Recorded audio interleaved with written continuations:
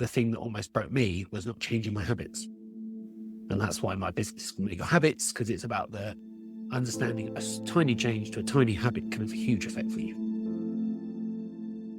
Creating a psychological safety around that change, bringing people in, and actually getting them to buy into the idea of this piece of technology. One of the big things I see on my journeys through, especially software still, is digital literacy as a challenge for leaders. As leaders, we spend lots of time thinking about how we show up, how we communicate. I think we have to now make bandwidth for how can I improve my digital literacy. I've been there with the ideas that went nowhere, and I didn't have the habits and skills to bring to life. There was something you could put your idea into to give you the structure to build that idea, and you could have it in 9 weeks. So what is the idea that you've had this year that you have not brought to life and executed on this topic?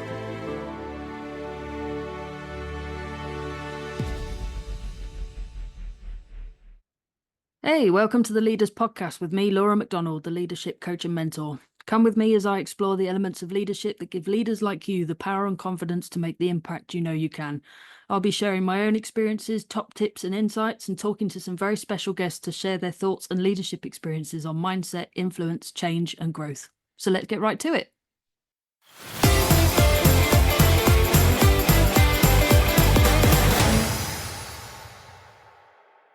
I only met this person a short while ago, but his engaging personality has already made a big impression on me. I'm pleased to welcome Michael Hubbard, Director of Questions That Make Your Habits, with a mission to bring 100 ideas to life this year. Welcome to the Leaders Podcast, Michael.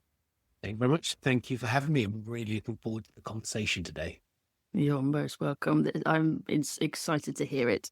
This is our first proper in-depth conversation, and I'm sure it'll be as insightful as I expect it to be. But if I may, I would like to kick our conversation off with a question I ask all of my guests to help our listeners serve themselves so they can serve others better. So, what have you done to serve yourself in the last 24 hours? I got up at 5:30 to do a workout. So just about in the last 24 hours. So yesterday I was up at 5:30 to get a workout in because I know that's the thing that sets me up for the day. And it seems really selfish, but this time of year, recording in the summer, beautiful, it's sunny, it's quiet. So it's a really peaceful moment to actually just put some time into myself and just have an hour to myself without anyone else asking me to do anything. Do you work out at home or do you go out for a run? Like, what do you do? A bit of both. So I go for a run. There's a mile run I can do around the block, and then I'll come back and do a bit of Joe Wicks. So Joe Wicks is one of my productivity heroes because actually his workouts and his menus are really efficient. So actually you can I've got quite fit a couple of times. I've just doing very short workouts and eating really well. So actually tiny changes to what I'm doing to have some real big impact and a nice big return for me and my well-being. I know Joe Wicks was a big thing like a few years ago, wasn't he? Got all the kids working out at home and stuff. Yeah. I have to admit, I've actually never seen him. Like, I've never seen one of his workouts. I hear he's like extremely enthusiastic. So... Yeah, like he is. I genuinely, he landed on my radar when he first popped up into the world. I think it was around 2012-ish. And he was doing his lean in 15s. He had really good videos. He was really engaging. And eventually it was just, I just love people showing up with that energy in the world. It was just, yeah, I quite like him. And if I could do more like him, I'd be happy. So he's always been one of my heroes. I've always fanboyed after him because he is. He's got a great purpose and he's just a genuinely nice guy. It sounds like him, and I've seen a couple of interviews of him and stuff. And he seems like one of those people that like genuinely cares about whether other people are having a good day. Mm. You know, that's my impression of him. And yeah, you said about like a mile long run. We've actually got that built in here as well, like a mile long track that runs around our estate. Yeah. And it's got gym equipment all the way around. So if you want to do like little exercises. But I have to admit, I've done the run, but I've never done the gym equipment yet. Maybe one day I'll be brave enough to just go around and do it all. Yeah, so yeah, be comfortable with working out in public for that one as well. Yeah, that too. I think you have to. Perhaps it'll be one of those things where it's like if it's going to be done, it has to be done at 5:30 in the morning when no one's looking. Absolutely. Let's dive into the good stuff then. So you've got a wealth of experience in several companies, and you say that you've spent the last 10 years immersed in brilliant cultures and studying what amazing habits look like. So tell us the story of who you are and how you got here. Cool. So this the story's a bit of a tangential one. So I started off as an 18-stone shaven head rugby player. I went to university and ended up doing summer seasons. So you have to bear with me why this story matters and why I'm taking you on this journey. So I started doing summer seasons. So I used to live in a tent in the south of France for 4 or 5 months a year, no electricity, all 90 people all having a great time, and slowly worked my way up through different levels of those businesses. I ended up becoming a centre manager. So I ended up going from someone who was just an enthusiastic 18-year-old to someone who had quite a lot of responsibility quite quickly. And it worked one way because I was leading because of peer-to-peer, really close relationships. And it was great. Lived in the Alps, ran adventure centres, had a brilliant time. And then I burnt out. I may have drunk a bit too much. So Always a consequence. always a consequence of being a 25-pint, 18-stone rugby player and also being your archetypal holiday wreck. So I did that for about 7 years. I was like, oh, this doesn't work. I can't do this much longer because I was moving every 6 months as well. So pack a bag, get a haircut every 6 months, get a haircut, have an interview, get a job, don't cut your hair for 6 months was one of the routines I had as well. So I used to have long blonde flowing hair as well. And I ended up in a soft play in Chelsea. And that was by someone who'd come out of Canon gyms, and they were a high-end gym chain. I want to bring high-end to soft play. So I ended up in this soft play centre in Fulham, Chelsea. They called it Chelsea. It was Fulham. But we used to do 18 children's birthday parties on a Saturday, have 1,000 people through the door. I think it gave me tinnitus. I used to have a Dodgems, a carousel. So I was running these busy venues, 30 to 40 young people out of school, on apprenticeships, things like that, running a kitchen, feeding 1,000 people, doing every job, running a kitchen from the fryers when people call in sick, all of that sort of different experience, standing on a reception with queues out the door, watching Bill Bailey despair says he couldn't get into a busy soft play. Lots of fun stories like that. But it really taught me about thinking and managing on the fly.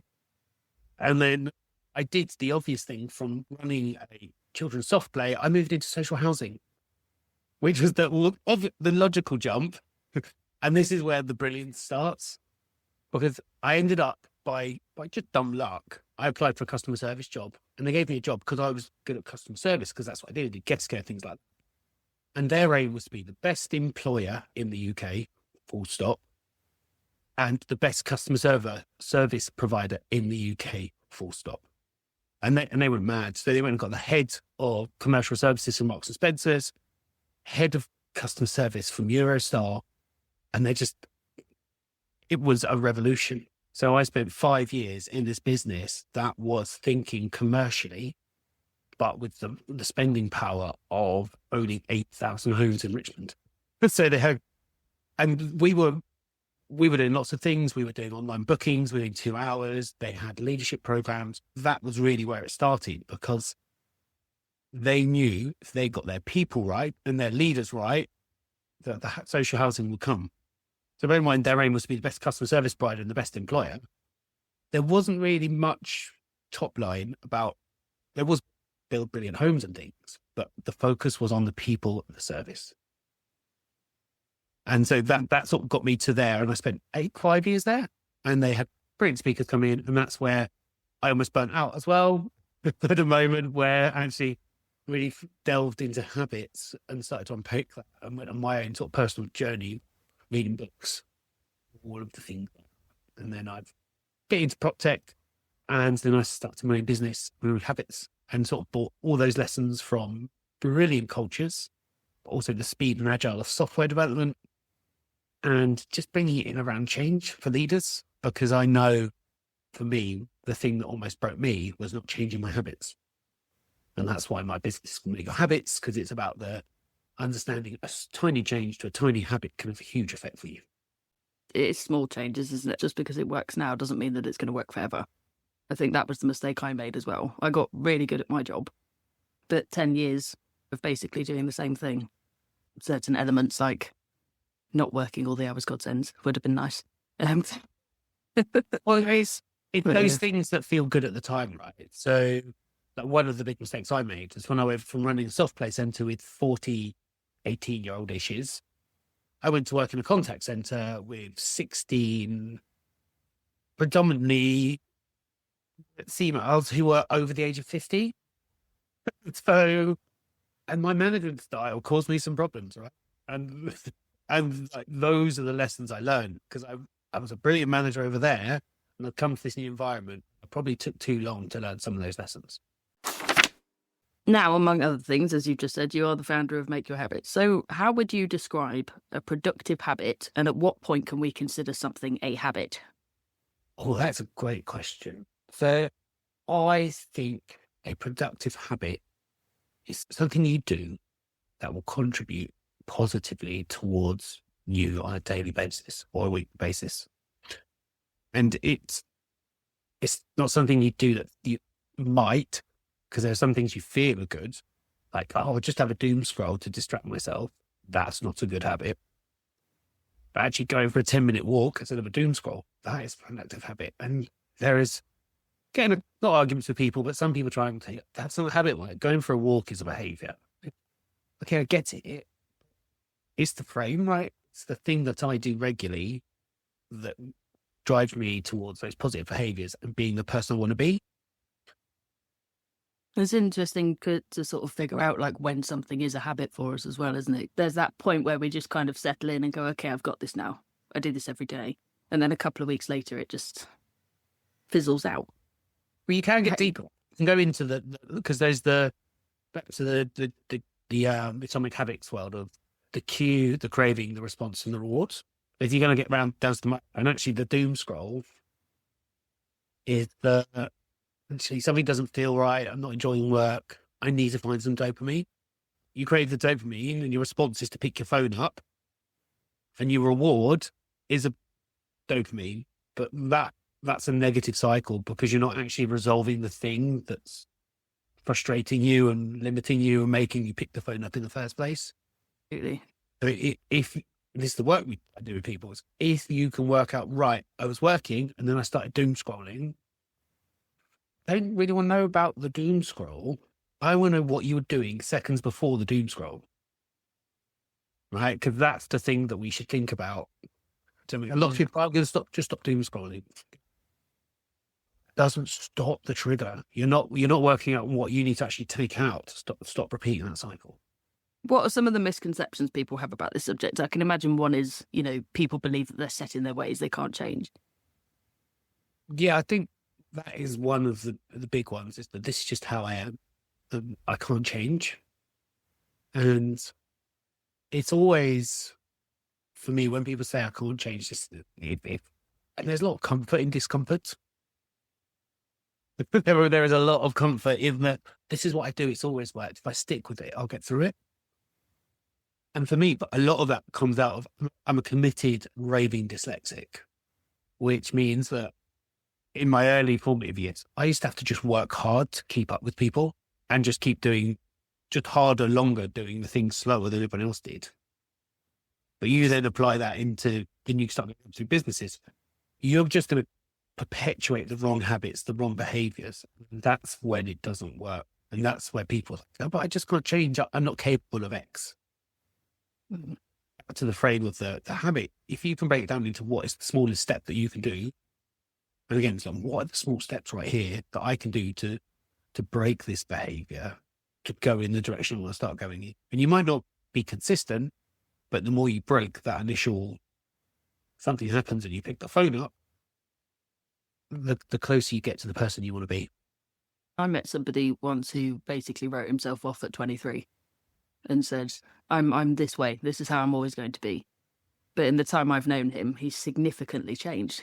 Because you do as you get older. And we don't always recognise that, do we? Even if we have written ourselves off at 23, we don't always realise how capable of change we actually are, because it's happening every day. Yeah, and I think when I remember thinking back to being younger as well, I think the education system gets you always is asking you to define and benchmark yourself on who you want to be and who are you going to be forever and what do you want to be when you come out of school. And they're asking you to pick a path and really commit to it. And then you hit your 20s, you're like, I don't want to be that thing I wanted to be when I was 16. This is dull. This is boring. But you've been driven into real straight line development, thinking about this is who I'm going to be. I'm going to have a career.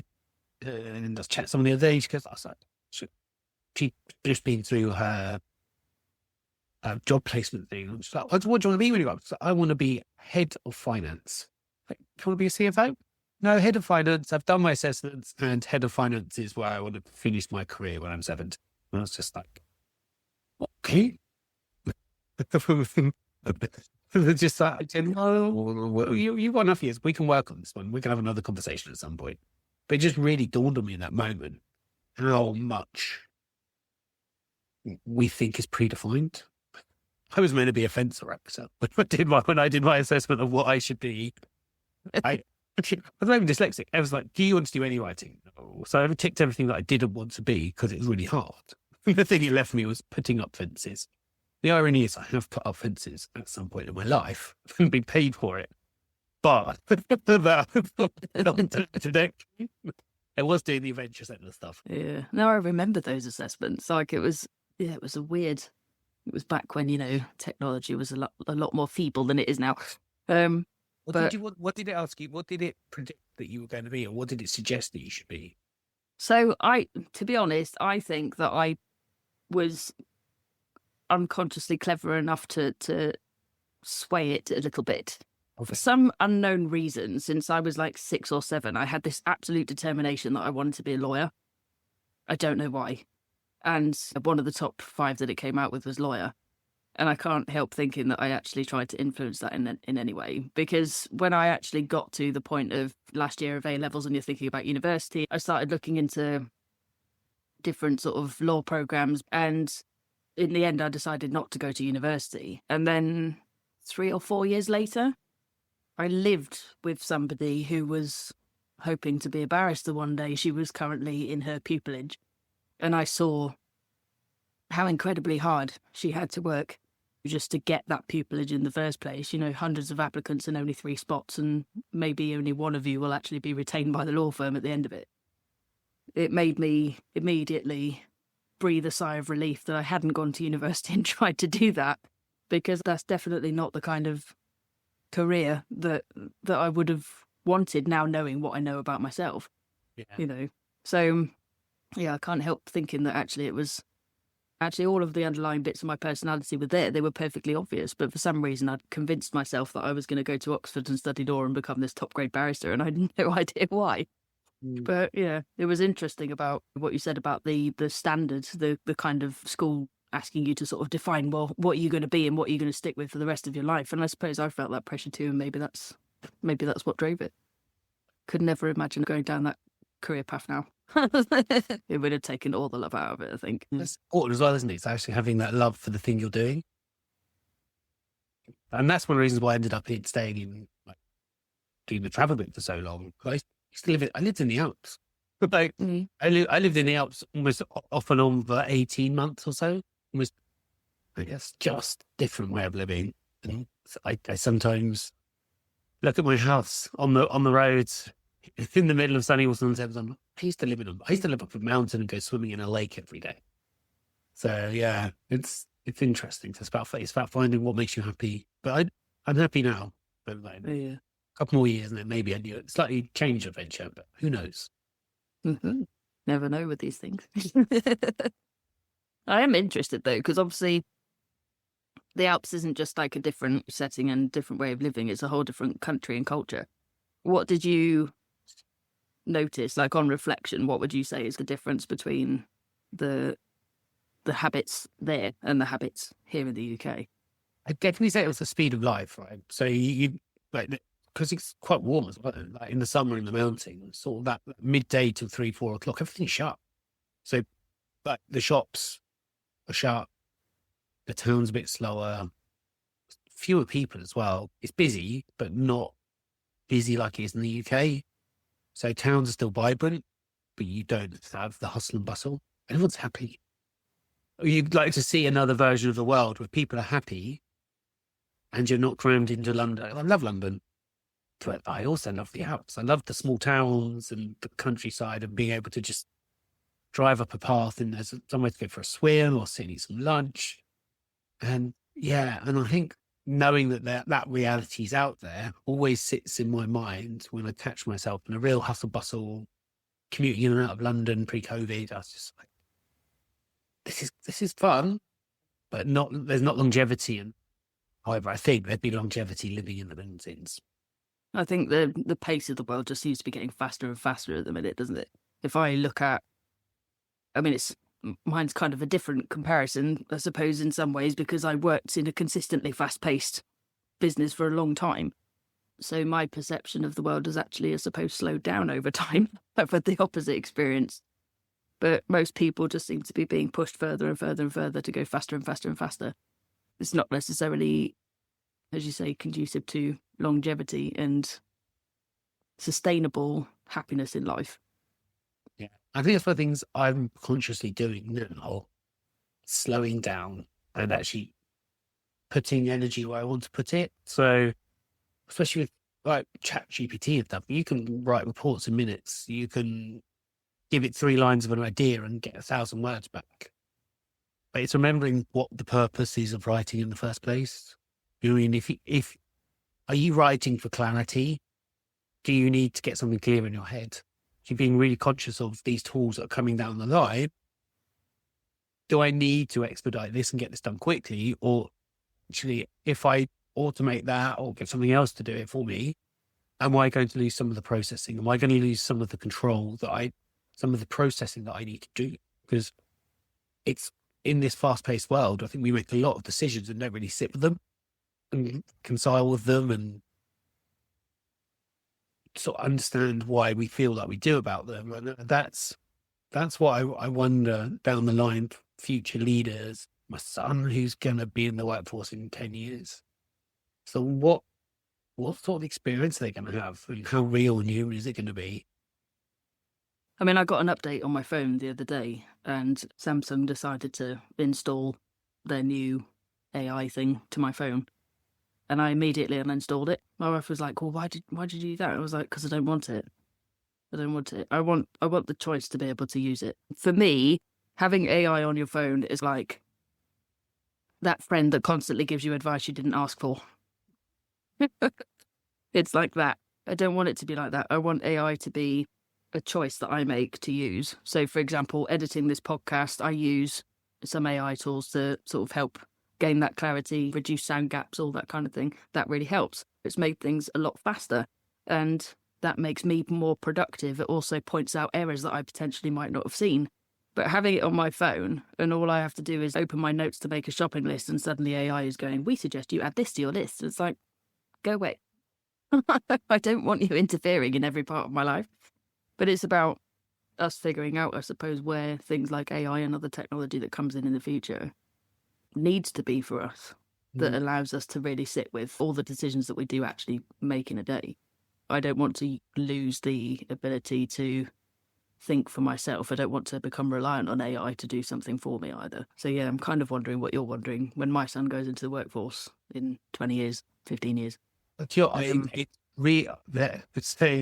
he has hearing loss as well. So it is, we're having the conversation about him having a phone. But phone's a distraction. But for him, a phone is going to be a gateway. He can put it down on the table and he'll transcribe conversations in front of him. So as much as technology will be a distraction and a source of negative influence in his life with social media, etc., like social media, I am not convinced there's a positive thing to have in very young people's lives. But what it can give him access to, how he can be in meetings with people, and if there's lots of people talking, he can get clarity. And that's only going to get better with these AIs and things like that. So it's this real contrast of what do I need to know to make sure that I'm in control, as control as I can be, of what we're using in the world, in our house, with him, but also in work. Because Like, how many group sessions do you do online where you remember to turn on the closed captions? I don't. It's deaf. Makes sense, actually. So people don't have to ask. And we're thinking about that world of leadership, how we bring people in. But what are we doing to bring people in, right? Those people that actually process things better by reading it, why not put the captions on them and help people come into the conversations? Things like that. Yeah, it's a bit more attention, isn't it, for some people? I think it's just about developing the habits that we want, as you say, to maintain that kind of level of control that we want over technology. I'm absolutely not saying that AI is a bad thing. I think it's going to be incredibly useful. But it's just a case of us learning like where it needs to be versus just letting ourselves become reliant on it. But for people like your son, obviously it provides tools that we definitely didn't have before. And he's going to be able to participate in the world in a way that he potentially might have been excluded from. Yeah, well, now glasses, you can get live text. Those meta glasses, you can get live transcription. So if someone's talking to you, it'll transcribe it. The challenge is does Elon Musk buy it and then it goes rogue? So, like don't know if you know about Grok at the moment. So Grok is the Twitter AI that they've plugged in. Currently, it is intersplicing a lot about white genocide in South Africa. Somebody who, there's pictures of like, can you analyze this strawberry? Yes, this is a strawberry and it's you can see it is a healthy strawberry and you can eat this. And did you know there's been some very poor coding done on the AI and it's intersplicing facts in bracket air quotes around white genocide in South Africa. So that bad actor AI. But again, you got the one in China, I can't remember what that one's called. It doesn't answer about Tiananmen Square. So we have to be really careful which AI, whose AI is owned and used when we think about our data, our stories, the information we give it. Someone could buy that. Like Musk bought Twitter. He's trying to buy OpenAI, which is ChatGPT. Our data is out there in the world, whether we like it or not. And it's really interesting about what we put into the world and how we do that. The tech conversation about this could go on forever. Yeah. And the huge debate in a minute. Yeah. But I think that's why it's more important than ever, I think, to notice those habits around what we do with our technology, because it's not just like the new stuff like AI, it's all the stuff that's been in our lives forever and a day now, like social media. And it doesn't take a lot, does it, for us to start giving ourselves away to technology? You say that, but one of the big things I see on my journeys through, especially software still, is digital literacy as a challenge for leaders, actually people in the workplace. They think using Word is them being digital, not even being able to use an Excel spreadsheet. And I know that's very old, like that's the legacy tech. I would not call that a digital skill anymore, really. Most people still look at an Excel spreadsheet and go, oh, God. But yeah, it's actually, as a leader, how can you plug the APIs in? What system do you know? What systems do you need to combine to take your source of truth and get the analysis you need? Because if you can't do that, you're going to be losing out to the people that can. So as leaders, we spend lots of time thinking about how we show up, how we communicate. I think we have to now make bandwidth for how can I improve my digital literacy? Because there are fewer people to delegate to. And the expectation is that, and the really smart people do this, is that they leverage the systems themselves to do the low value work and do the high value work off the top of the outputs. It is a sticking part in our world now. It's not going away. And it's only going to continue to evolve. And that will include purpose-built systems for specific companies.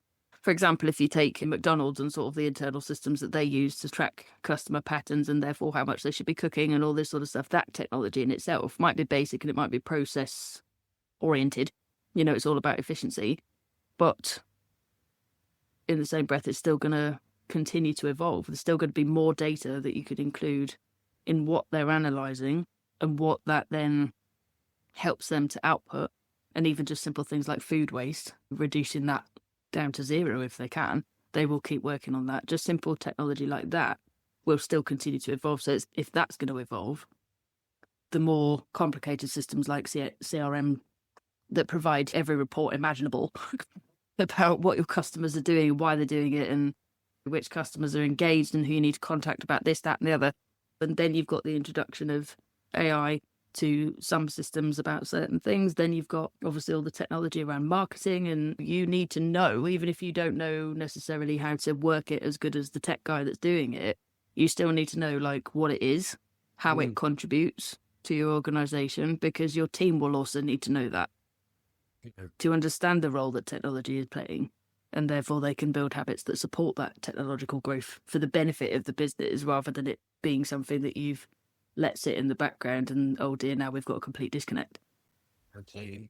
There's a real skill there about thinking about the team, about the creating that psychological safety around that change, bringing people in and actually getting them to buy into the idea of this piece of technology that's going to do the thing.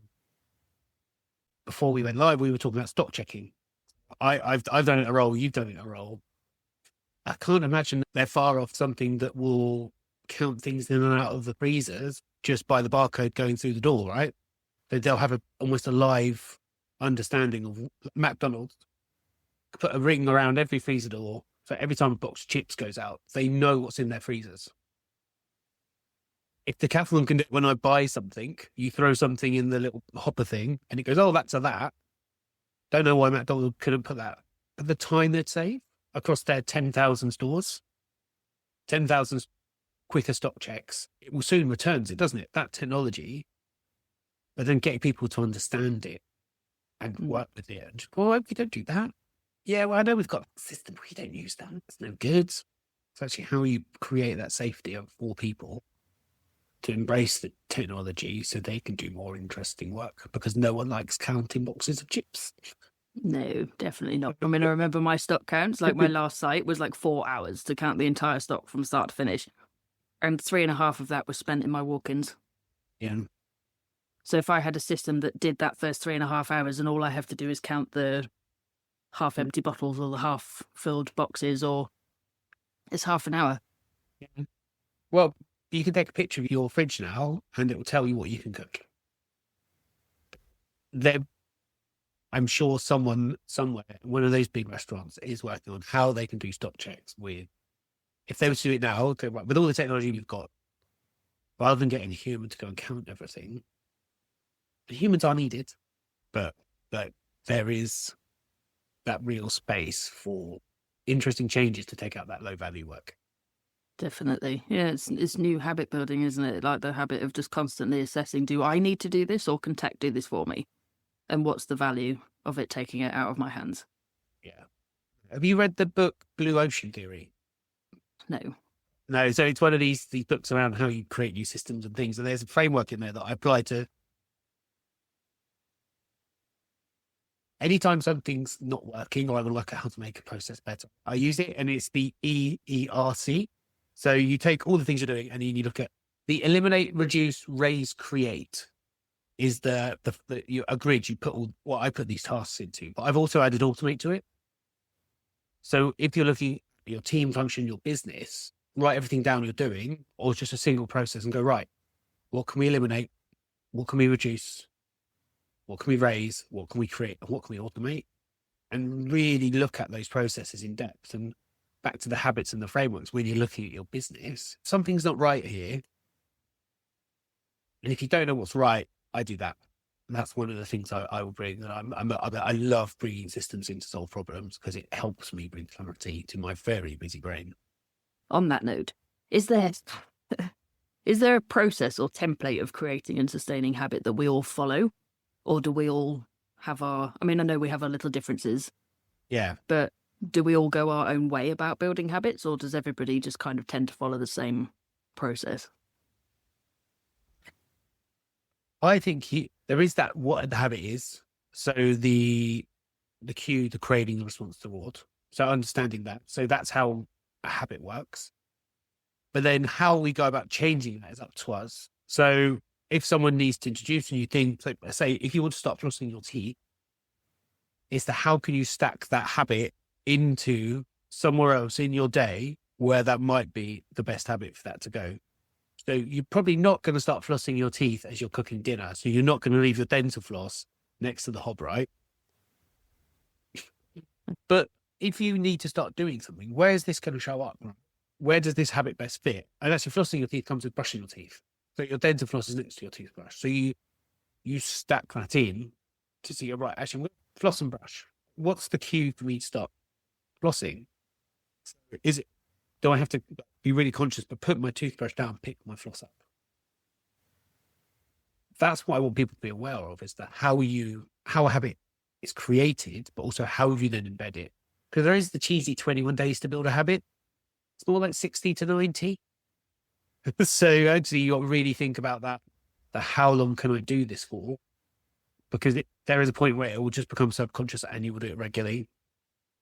And if you're thinking about how as well, I would say if it is a serious change, you need 5 or 6 people that are helping you on that journey. It sounds a bit weird. Flossing your teeth, maybe not, but something a bit bigger. Actually, who are those people that are helping you be that person you want? So giving up drinking is a big one, right? Especially work, leadership, we've come from hospitality. Going to the centre of London, lots of people roll out into pubs after work. There's a big drink culture. So if you need to change that habit, who are the people around you that are going to help you? It might be taking people out, might be taking out your drinking mates out of the cycle, because then they're not asking you to go for a drink. Or it might be working out when you go to the pub, just feeling comfortable and brave enough to go, I'll have a Peroni Zero. And see, that thing is the hardest bit. So that goes back to the habit change at that point. When someone says, Mike, what are you drinking? Can you confidently go, oh, can I have an alcohol-free beer? And that's quite hard. It seems a bit weird. But now I think it's become more acceptable. But actually thinking about those things. How's the habit, that process of the habit itself? Where does it best fit?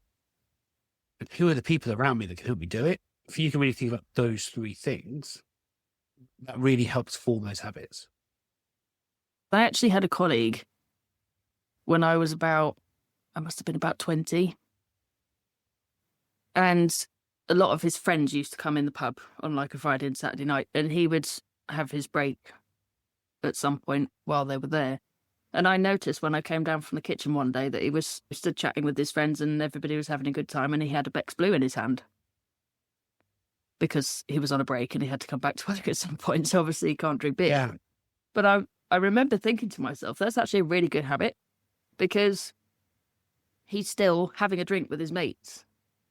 And obviously he's drinking Beck's Blue instead of Beck's Green because he's on a break, but he's still able to participate with his friends. Yeah. And that's really important too, is that like, what are you trading off from? Like, it's easy to lose. If you cut your friends out, they're all drinking. And the drinking, etc. goes on. But see, if that's your place to go chat to your mates about how your life's going, you need that too.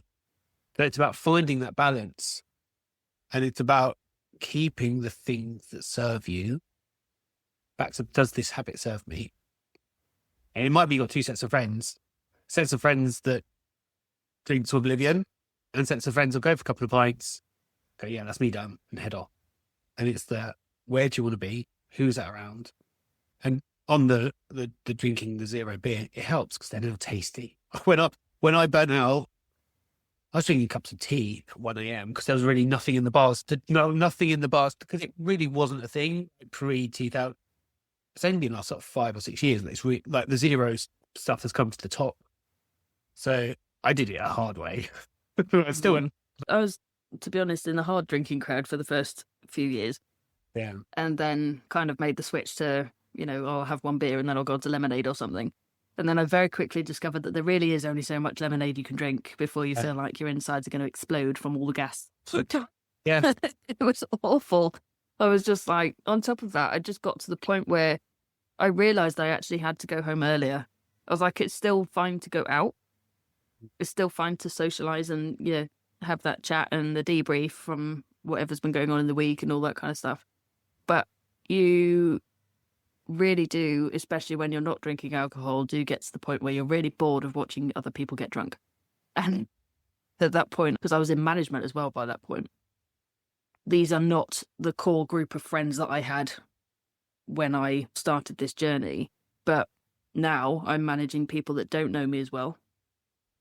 And I will still go out and I will still participate, but I also need to be a better example, I think, than some of my previous managers were. And that means I need to go home earlier. See? And that's where it's love. That's where these, like when I did the seasons, we used to have every Friday night, so we paid cash in hand. One of my claims to fame, I was paid in francs, cash in hand, for the last year the franc existed. But Friday night, we'd shut the shutters at 11 o'clock, and then the duty manager would reopen the bar was allowed to we reopened it after kids had gone to sleep and stuff. But the bar would run till 1 a.m. and the people that were leading the drinking and the frivolity were the senior people on site, were the managers, were the leaders. They were the one running the drinking games. So it was a sign that like drinking to oblivion was fine. The world has changed, right? And that just does not and cannot happen anymore. But the culture was defined by drink and leadership, and they had really close relationships. But probably there was some lines that were crossed that shouldn't be. And actually, that's how you unlearn that. And that was one of my challenges as well. A lot of my leadership had been built out of being the centre of social circles. When you go somewhere where you're not in a social circle and people don't do it because, it's Mike. Like that is a real challenge. And those going into those new environments and really knowing who you are as a leader, and actually being confident in yourself and having trust in what you're doing and it not being alcohol based is really important. There's plenty of other things for me that defined the hospitality culture in particular that wasn't necessarily the right way to go about things either. To go in and say, I don't actually think this is the right way to do things. You don't have time for team meetings every 5 minutes. You've just got to get on with it. But there was room for consultation. There was room for other people's ideas. And eventually I just saw all of that dwindle out. So there wasn't this space provided for people to be able to say what they think. And that led people to just that robotic kind of working style. The culture very much became, well, no, this is an environment where you come in and you do as you're told. You lose something like that. On everything. Yeah. 100%. So it's changing your own habits around that as well, because I think especially once you get into leadership, you're very much under pressure to just do what the other leaders do. So recognising when those kinds of habits need to change, that actually you've created a habit based off somebody else. Yeah, and is that the right model to follow? You might be following them, but what's their trajectory? Is it one you want to follow? It became, very difficult, I think, to start communicating with managers that weren't in that sort of initial core friendship group when I started out. It was very difficult to communicate with them about that because they were all bought in to this culture of, well, this is a place where you do as you're told. That was quite hard to break, but I had to do it my way. Some people didn't like that. I'm intrigued where you found that courage or how you found that courage to be different. I found it a bit of a weird experience. So I worked for the same managers 3 times in 10 years.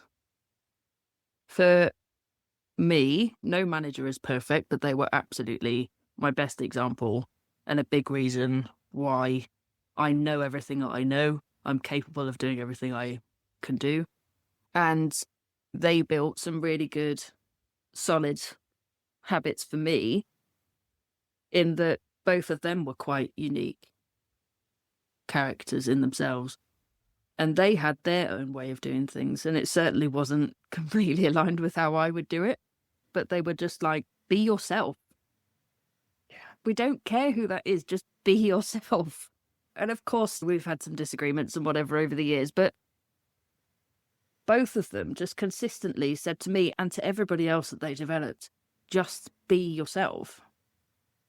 And there were a couple of sites that I went into, and I know it's about productivity, and I know it's about efficiency, and I know it's about turnover, and I know it's all about the numbers in that industry. I understand that.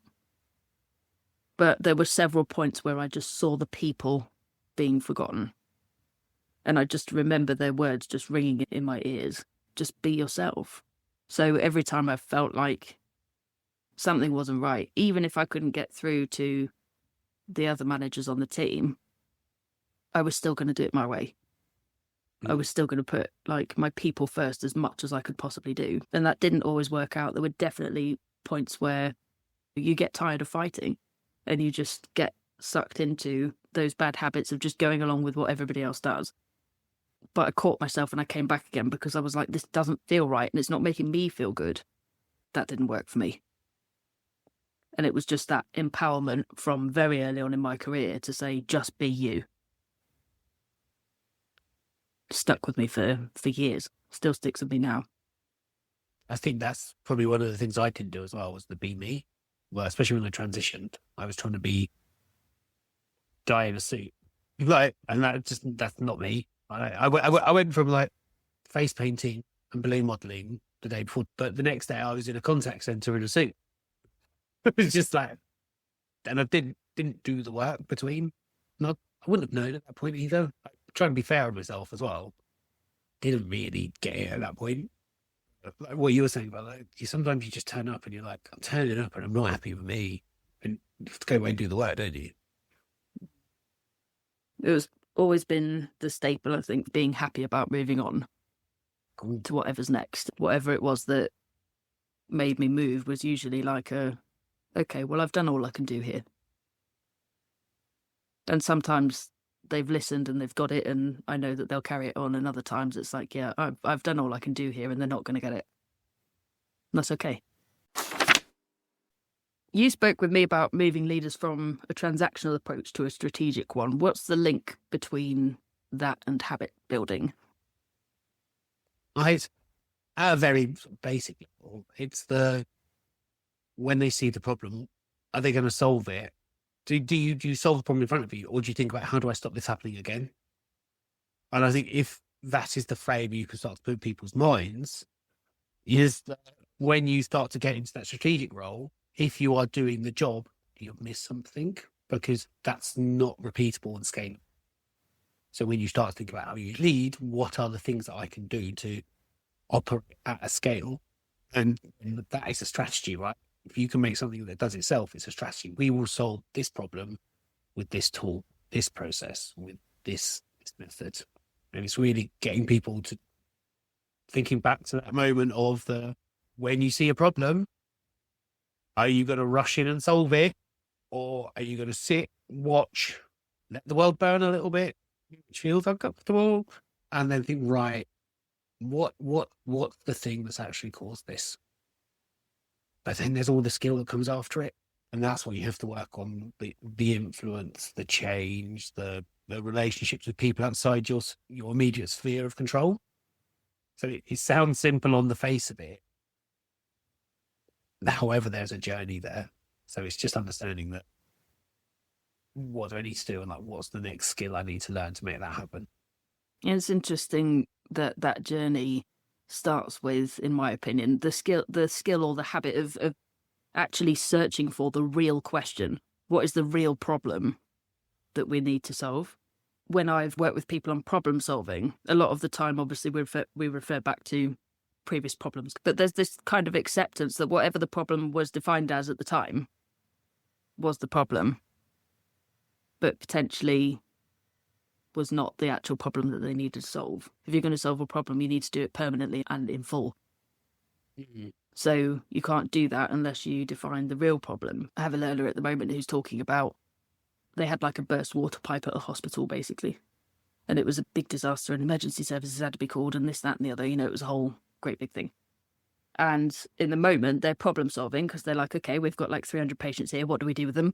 We've got a burst water pipe that's filling up the corridors 5 foot deep. Like, what do we do? There's 10 ton of stuff going on. So they're, they're problem solving in the moment.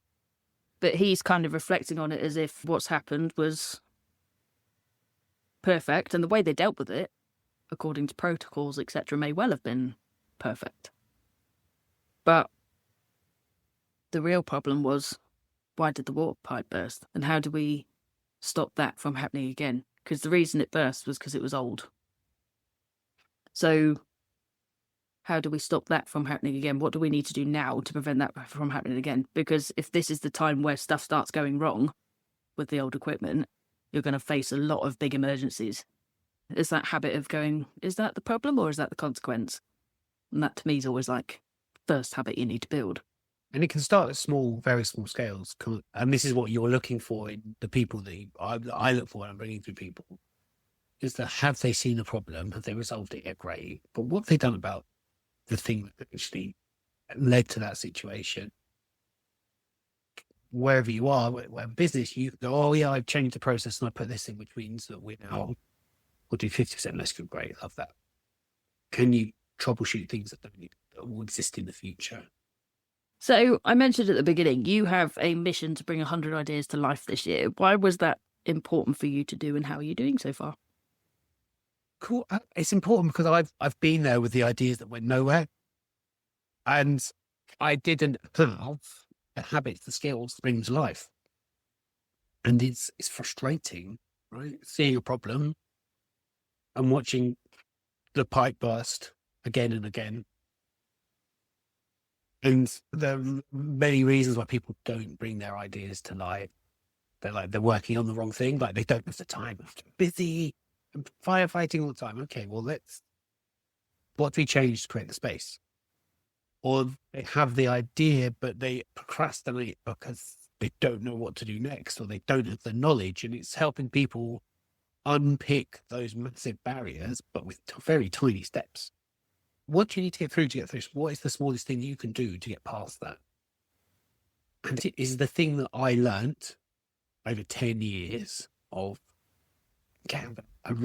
listened to a lot of books. I was raving dyslexic. I listened to a lot of audiobooks. It really helped me break things down. Things like the 12-week year. Have you come across that book? I've heard of it. I've not read it. Yeah. So 12-week year is basically, you break things down as 1 week's or 2-week cycles. And you're like, what am I going to have at the end of this? What is the thing I'm going to have in my hand? What's the tangible small step? And then, because you're focused on those smaller outcomes sooner, you get to your end point. Rather than going, oh yeah, I've got a project this year. Going, what's your project for 9 weeks? What is the thing that you want to kind of hold it? A digital thing in your pocket, or something physical you can hold in your hand? When you start thinking like that, that's when the world changes. And that's when these ideas start to come to life. I do a thing called the productivity pod. And when someone comes, yeah, I need to build a new website. It's going to take me 6 months. You had a running business. And you thought 6 months. 6 months. So that's about his available time and his ability to execute. The cold hard truth of that is that I think I can only find time over 6 months. We aim to do it in 9 weeks. He did it in 6, because each week, what do I need at the end of this week? I've got 4 hours. How do I protect that time? What am I saying no to? How do I say no to it? And all of those things that seem like very tiny skills and habits and behaviors. If you know what's important and you know how to say no to other things, that's a mighty hard wall to get through. So that's the rough idea of how we bring these ideas to life. And how I do it? I'm okay. I'm not got enough. I need to find more people who've got ideas to bring to life. I think people are always scared of it. They're like, I'll get there. We're halfway through the year. I'm sure there are lots of people in January that saw the work I was doing. Oh, I'm going to get that done. I'll get that done by Easter. And they haven't. And it's the being humble enough to say, I haven't done the thing I need to do. But what I always encourage people to do is the thing you're going to build your business is what is the value of it? Is it saving you time? Is it giving, are you trying, at the moment, am I putting 2 systems together with an API? If I do that, it will save me 5 hours a week. Okay. But you've not done that for 6 months. So that's 25 weeks times 5. That's 100 hours. That's 2 and a bit working weeks that you've lost to not get the project done. Or yeah, it'll bring me extra £500 a month. Okay, well, so you've lost £2.5 for not getting that done. When you start to put that on the thing that you want to build, and if you don't have any of those outcomes, is that idea really an idea that you need to be working on?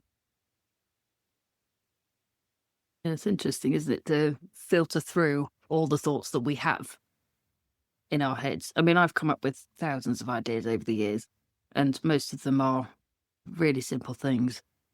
But then you wonder, well, first of all, why have I forgotten most of them instead of writing them down? And secondly, why did I not? When I can genuinely see the benefit, why have I then not acted and brought those things to life? You can't necessarily bring every idea to life, like you said, but just the ones that you genuinely believe in.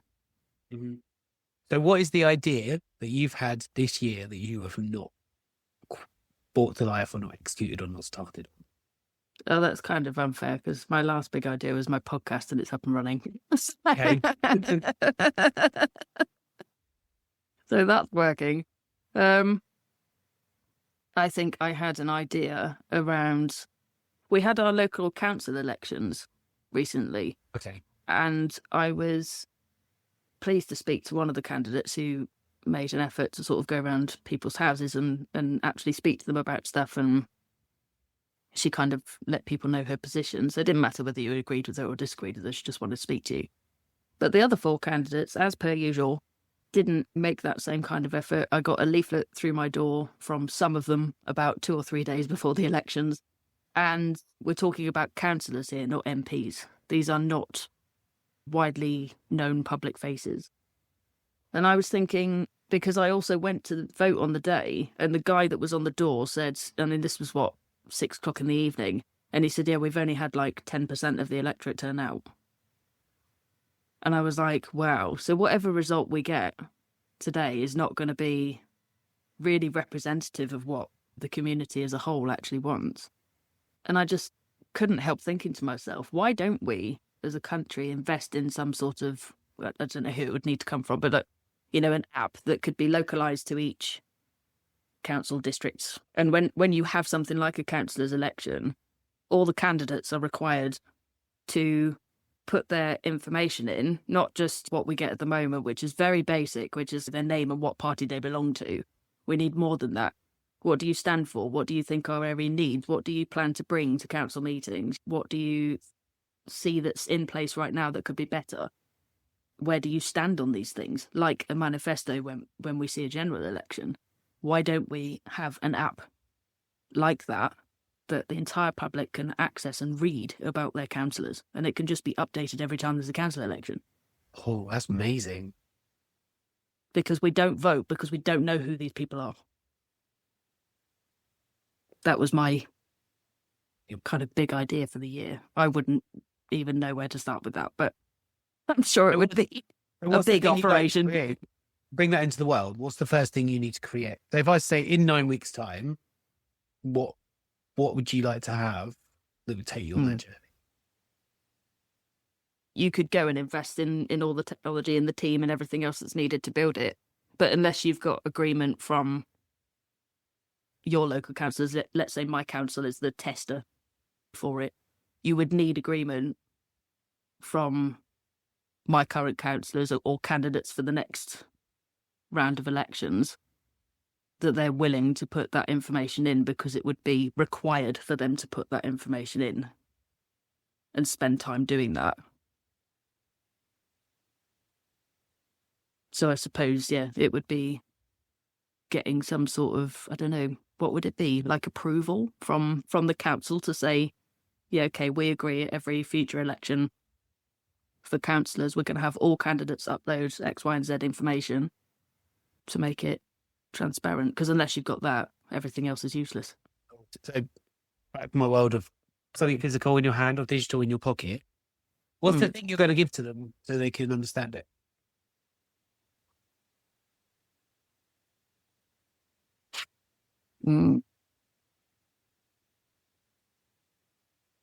I suppose some sort of map of what it would look like. Okay. I can't build it. I'm never going to be able to build it. But I can say this is what it would look like when it's done. Okay. And this is how you'd update it. And this is when you'd update it. And this is what's required from you, from every candidate. This is how it would be accessible. And this is how you would showcase it to the public so they know where to go. So over 9 weeks, the thing you would like to create is an outline document with your idea to see if they were interested. Yeah.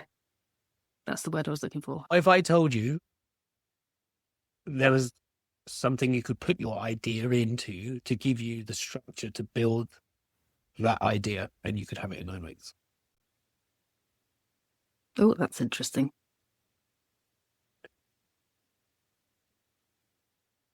What can I put my idea into?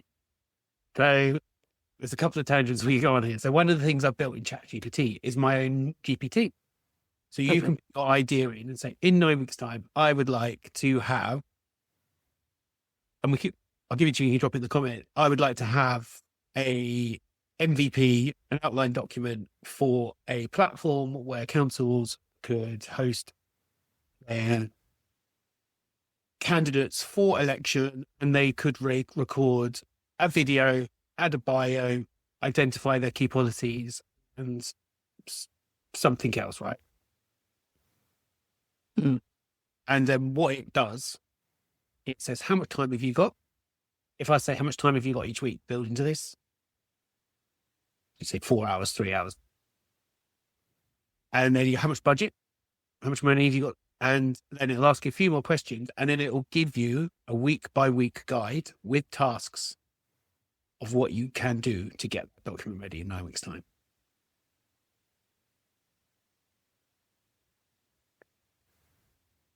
A plan.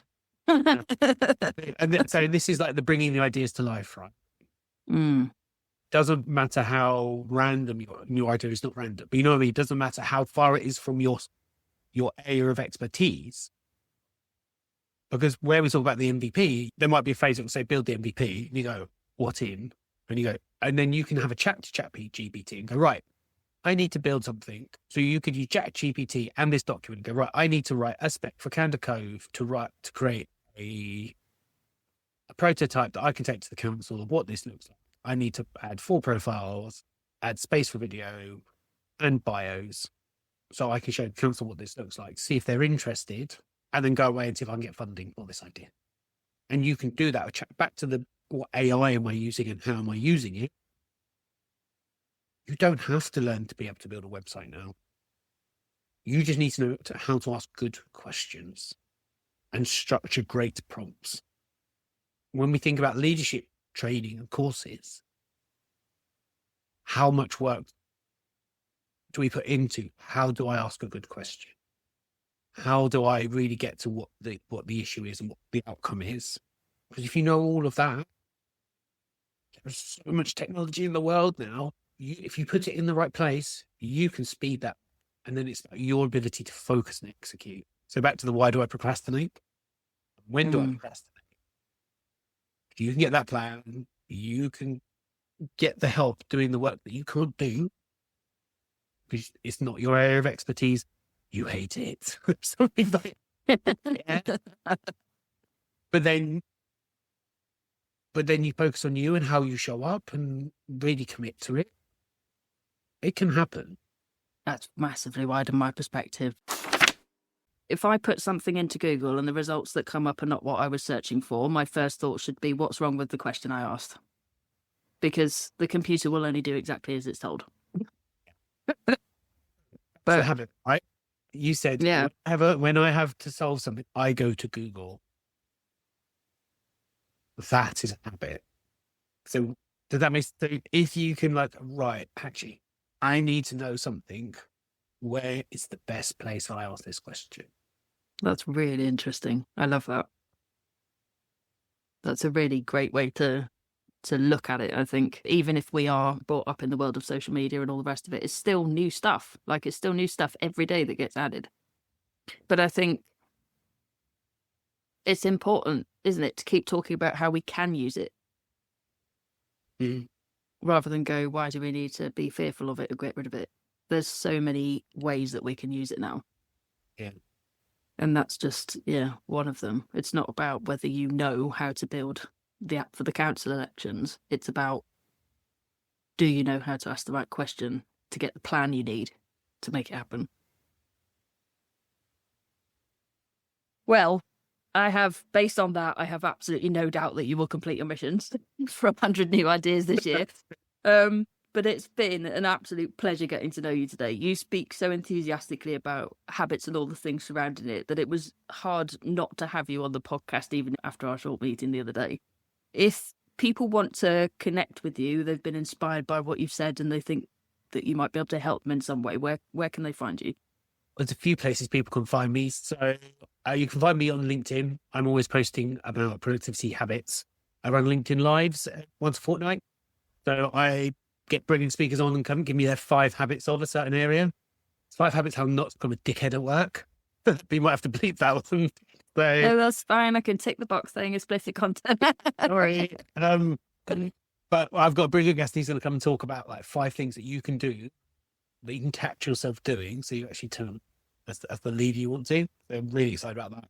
I have a productivity prod, which is not a newsletter, but comes in the form of an email. So that happens as well every fortnight.